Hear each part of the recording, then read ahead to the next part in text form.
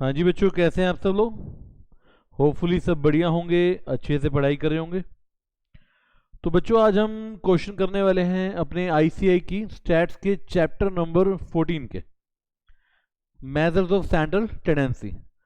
सबसे पहले बच्चों हम देखेंगे यूनिट 1 थ्योरेटिकल क्वेश्चन है। और आपको पता है कि स्टैटिस्टिक्स में थ्योरेटिकल क्वेश्चन बहुत ही ज़्यादा इंपॉर्टेंट है। मेजोरिटी ऑफ जो क्वेश्चन पूछे जाते हैं वो इसी तरह के होते हैं।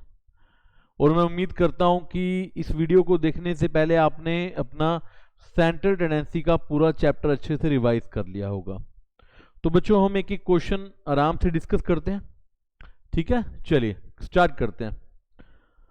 बच्चों फर्स्ट क्वेश्चन है, the measures of central tendency of a given set of observation measures the scatterness of the observation, the central location of the observation, both या नन। बच्चों जैसा कि पहले भी बताया है कि सेंट्रल टेंडेंसी एवरेज निकालती है, दैट इज सेंट्रल लोकेशन। तो इसका आंसर है बेटे बी। रही बात ए ऑप्शन की, तो आपको याद हो तो डिस्पर्जन में हम पढ़ते हैं कि स्कैटरनेस निकाली जाती है, right. Question number 2, while computing the AM from a group frequency distribution we assume that the classes are of equal length, the classes have equal frequency, all the values are equal to mid value and none of this। याद कीजिए बच्चों, जब भी आप group frequency निकालते हैं आप वहां पर मिड पॉइंट का कंसेप्ट लेकर चलते हैं, यानी कि ऑप्शन है सी, all the value of a class are equal to mid value of that class। तो करेक्ट आंसर इज बेटे C. Third, which of the following is wrong. बच्चों आपको बताना है कौन सी स्टेटमेंट रॉन्ग है। अब देखो यहां पर ना हम क्वेश्चन पढ़ते हुए बहुत जल्दबाजी करते हैं। पहली बात तो ध्यान रखिए, कई बार आपको लगता है कि ए या बी ऑप्शन में आपका आंसर मिल चुका है तो आप आगे वाले ऑप्शन को रीड ही नहीं करते। पहली बात एक ध्यान रखिए, सभी के सभी आंसर आपने ऑप्शन आपने पढ़ने हैं, उसके बाद मोस्ट एप्रोप्रिएट आंसर को चूज करना है। और रॉन्ग वाले क्वेश्चन में ध्यान से, रॉन्ग पूछा गया, हमें क्या होती है करेक्ट राइट बताने की। रॉन्ग मतलब जो गलत है वो देखना है आपने। देखिए मीन इज रिजिडली डिफाइंड, ये तो बिल्कुल करेक्ट है। Mean is not affected due to sampling fluctuation, ये बच्चे रॉन्ग है, क्योंकि आपको ध्यान हो मीन की ड्रॉबैक ही यही है कि एक्सट्रीम वैल्यू सैंपलिंग फ्लक्चुएशन से अफेक्ट होता है। बी, एक बार सी भी देख लेते हैं। Mean has some mathematical property, ये रॉन्ग नहीं है, ये तो होता है। ऑल दिस तो आ नहीं सकता, तो आंसर बेटे क्या है बी। देखिए जो भी आप आंसर देख रहे हैं सब हमने कर रखा है, आपको बस एक बार रिवाइज करना है और आराम से आप सारे क्वेश्चन को अटेम्प्ट कर सकते हैं। Fourth, which of the following statement is true. अब ट्रू बताना है। Usually mean is the best method of standard tendency, B median is the best method, C mode, and D normally GM. बच्चों तो हमको first lecture में बताया जाता है, आपको ध्यान होगा सबसे बेस्ट मेथड है मीन। क्या है बेटे मीन, तो इसका आंसर है A. Fifth, for open end classification which of the following is best measure of central tendency. याद करो बच्चों ओपन एंड के लिए, ओपन एंड के लिए आपको याद होना चाहिए, ओपन एंड मतलब लेस देन मोर देन वाली। याद कीजिए सबसे इंपॉर्टेंट होता है मीडियन। क्या होता है मीडियन, तो देखो AM GM median mode, C median. 6, the presence of extreme observation does not effect. Extreme observation इनमें से किसको अफेक्ट नहीं करती। एएम करती है, मीडियन बिल्कुल नहीं करती, मोड करती है, एनी ऑफ दिस का तो क्वेश्चन ही नहीं आता। क्यों क्या आता है हमारा आंसर बेटे बी। क्या आएगा इसका आंसर बी। चलिए 7th, in case of even number of observation which of the following is the median, any of the two middlemost value, the simple average of the two middle value, the weighted average of the two middle value, or any of the these। याद करो बच्चों, बताया था आपको अगर odd number है तो हम मिडिल वैल्यू को ले लेते हैं मीडियन, और अगर इवन नंबर लेते हैं तो हम लेते हैं बीच की दो वैल्यूज का simple average, the simple average of two middle values, right. Okay याद कीजिए बहुत इंपॉर्टेंट है। ओड में हम लेते हैं middle value is equal to median, और इवन में हम लेते हैं दो मिडिल वैल्यू के बीच की सिंपल एवरेज। एट्थ देखिए बच्चों, the most commonly used method of the standard tendency, इनमें से कौन सा मोस्ट कॉमनली यूज है? Again very simple question, am, median, mode, both GM and am, HM. तो आंसर है बेटे इसका am, arithmetic mean. Ninth, which one of the following is not uniquely defined, बच्चों याद कीजिए, वेरी वेरी इंपॉर्टेंट, कौन सा यूनिकली डिफाइंड नहीं है, मतलब किसके एक से ज्यादा आंसर हो सकते हैं। याद कीजिए, जिसकी वैल्यू एक से ज्यादा हो सकती है, मीन की नहीं हो सकती सर, मीडियन की भी नहीं हो सकती, तो क्या बचा? मोड। जी हां, आप याद कीजिए, मोड को हम कई तरीकों से निकाल सकते हैं, याद कीजिए, तो इसलिए उसकी वैल्यू डिफर कर सकती है, मोड यूनिकली डिफाइंड नहीं है। 10th, which of the following method of standard tendency is difficult to compute, इनमें से कौन सा मेथड बच्चों डिफिकल्ट है? सिंपल सी बात है sir, mean is very simple, median is simple, mode is again simple, GM. जी हां, अब याद कीजिए, प्रैक्टिकली किसको करने में आपको समस्या आती है? सर जीएम को करने में आती है, तो आंसर क्या आ जाएगा बेटे? जीएम।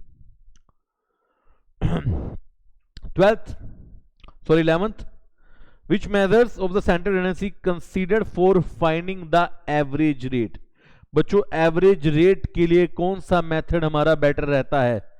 सर कौन कौन सा मेथड रहता है? Am, GM, HM. इसका आंसर है बच्चे डी, बोथ बी एंड सी, दोनों मेथड बेटर रहते हैं।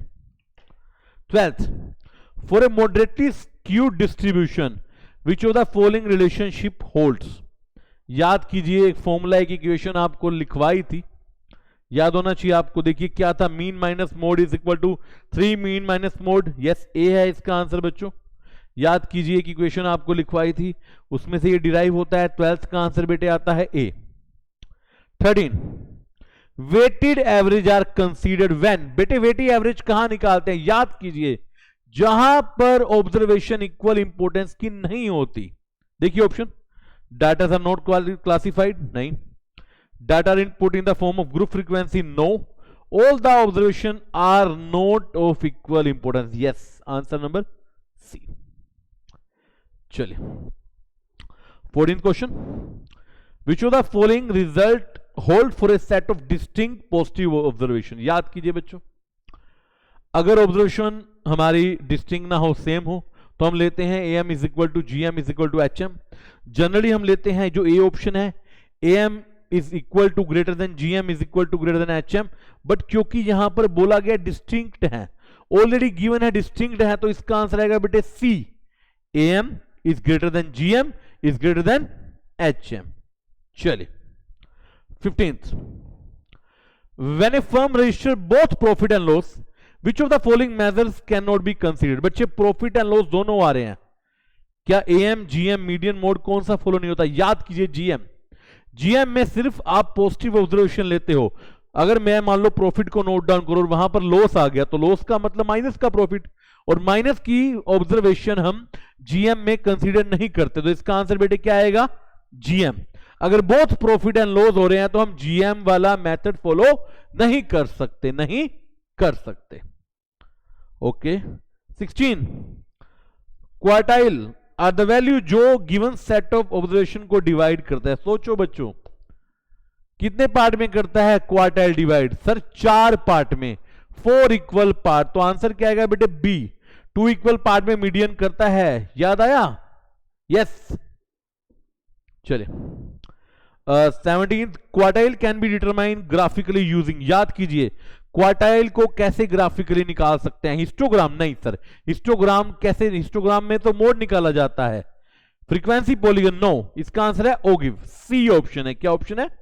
सी।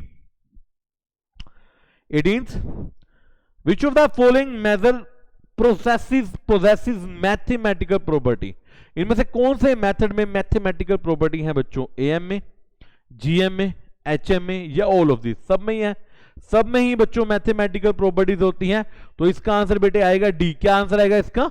डी।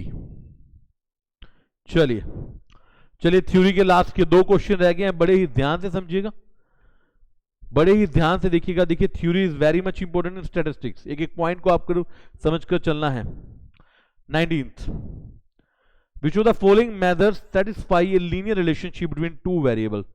कौन सा मेथड इनमें टू वेरिएबल के हिसाब से चलता है बच्चों? कौन सा चलता है?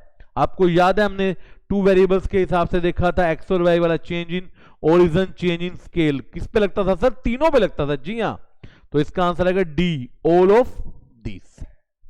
एंड बच्चों last question, very last question, which of the following method of tendency is based on 50% of centre value? बच्चों 50% दो हिस्सों में बांटता है, याद कीजिए। सरमीन no, quartile no, mode no, median. तो 20th का आंसर है बेटे बी, राइट। तो ये बेटे आपके 20 के 20 क्वेश्चन होते हैं थ्योरी के। एक बार इनको देखिए अच्छे से, बहुत बहुत इंपॉर्टेंट है। कोई भी डाउट हो तो प्लीज पूछिएगा। नेक्स्ट क्लास में बच्चों हम यूनिट नंबर 2 करेंगे, that is our numerical questions. तो थ्योरी का बेटे क्वेश्चन होता है यहां पर समाप्त। बेटे ध्यान रखिए 14th chapter is very much important. अगर मैं आपको बताऊं कई बार तो 13th और 14th चैप्टर में से मिलाकर 20 मार्क्स का भी, जी हाँ 20 मार्क्स का पेपर भी आया था, 15 to 20 मार्क्स की वेटेज है इनकी। तो अपने में बहुत ज्यादा इंपॉर्टेंट चैप्टर है, ध्यान रखिए इस बात को। ठीक है बच्चों, तो मिलते हैं आपको अगली क्लास में। देखिए इसको अच्छे से। Bye bye, take care, thank you very much, जय श्री राम।